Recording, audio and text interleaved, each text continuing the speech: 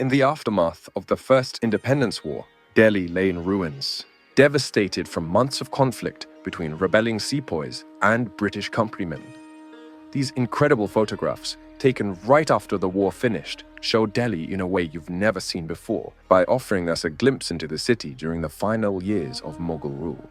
Stay right to the end if you want to see how the British changed Delhi under their regime. I can guarantee it's not what you're expecting. We're going to embark on a journey through time, and we have a unique guide with us, a hand-drawn sketch of Delhi published in the London Times newspaper in 1858. This sketch is our window to the past, showing us how Delhi looked like just before the siege. Let's use this sketch as our map. We can start off our journey by heading to the main street of Delhi, called Chandni Chowk. It was named after the reflection of the moonlight, often seen on clay nights in the canal running through the street. This was made possible only because the Yamuna River flowed right next to the Red Fort. Its water not only sustained the city's thousands of residents, but helped adorn the city with grand water features. See, something that's really striking about these pictures is how much war damage can be seen covering the buildings and streets of Delhi. Almost every structure is covered in holes left by cannon and small arms fire. And it gives us an idea of how intense the fighting was in the 1857 mutiny. Side note, but notice that every street you see has broad and walkable footpaths, and it also has drainage built into the roadside. Remember that all of this was made much before British rule. These are things that you barely see even today in Indian cities. Yet here it was, in 1857 Delhi. Large walls also encircled all of Delhi. Most of these walls are now destroyed, with only their iconic gates still remaining. The walls protected the city's inhabitants for centuries and regulated the flow of people and goods through its many famous gates. The most well-known of them can be seen in this picture. If we venture outside the walls, we're greeted by the Grand Trunk Road, one of the oldest roads in Asia, an ancient road connecting all of the great cities of northern India for at least 2,500 years. Its existence is even referenced in the foundational epic, the Mahabharata. And in this picture, we can see the stretch of the road where Delhi's old food market used to be.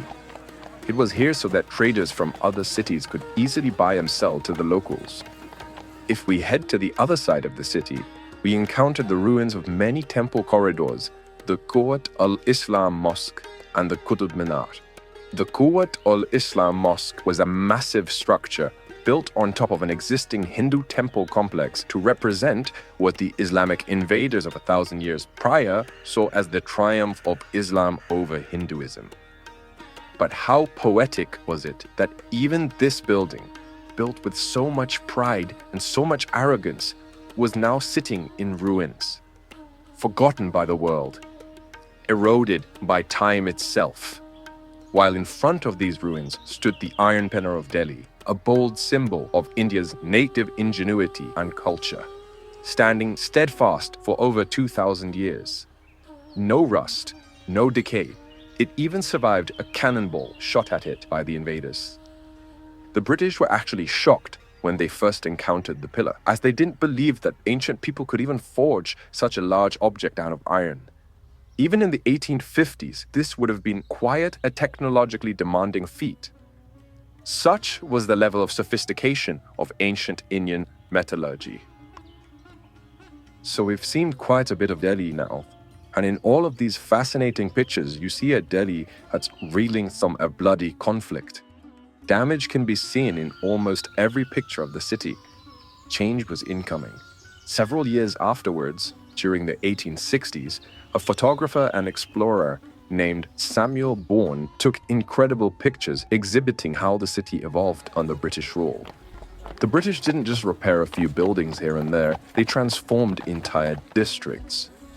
Look at the area between the Red Fort and Jama Masjid. You'll see that it looks pretty empty in the later photos from the 1860s and 70s, but why? The fact is that the British feared another rebellion, and the host of crowded settlements near the Red Fort made them very nervous. So they razed them all to the ground. It destroyed so many homes just to feel a little bit safer. The Red Fort, once home to Mughal emperors, was now a British military base. Delhi was changing. The old was making way for the new, and Bourne's photos, along with those taken by later visitors, tell a story of a city in transition.